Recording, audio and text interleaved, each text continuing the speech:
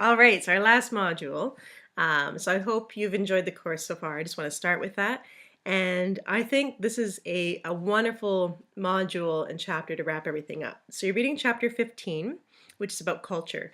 And I just want to mention something first of all. A few modules ago in the video, I mentioned something about matrilineal inheritance and how that's linked to paternity certainty. You're actually going to be reading that much more in depth here. So if you're thinking, oh, I don't know what that is, matrilineal inheritance is this idea that resources are given to the daughter in the family rather than the son. And so the flow of resources is actually by the females rather than the males. And that's in vast contrast to say how we historically in Canada have proceeded. So it's just something to think about, and I want you to be able to connect it with, again, paternity certainty. You're going to be learning about things like contrast effects. I think these are really cool. So this is the idea that, say, after you look at a few magazines and you see all these beautiful people, and then you look over at your mate, you may not actually find your mate as handsome or as beautiful as they were before. And the idea is that we evolved in the EEA, and the people we would have seen would have actually been real people around us. We didn't have magazines, we didn't have television, and so on. So it's a way of sort of gauging who is available on the market or how well you could do on the market.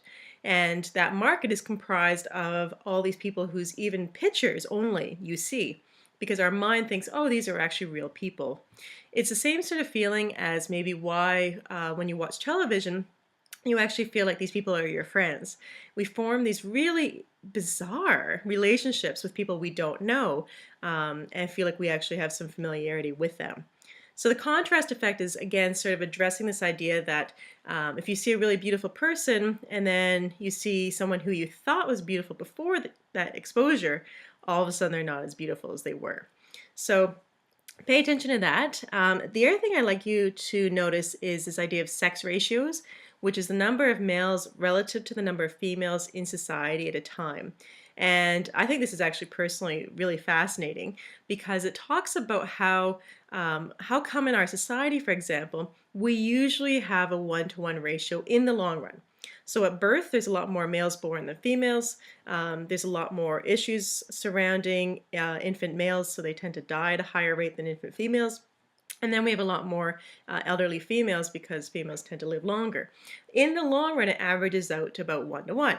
And why is that, right? How does our society keep going at that ratio level? So there's some theories to review about that. The last thing is, and this is actually from the textbook, is about homicide in relation to social inequality. So why do we see the same sorts of individuals, according to this data anyway, committing crimes? And basically it's called the young male syndrome. And it's this idea that if people, especially young men, believe that they have no other choice but to risk everything, and they're sort of the bottom of social inequality, then they tend to commit homicide at a higher rate.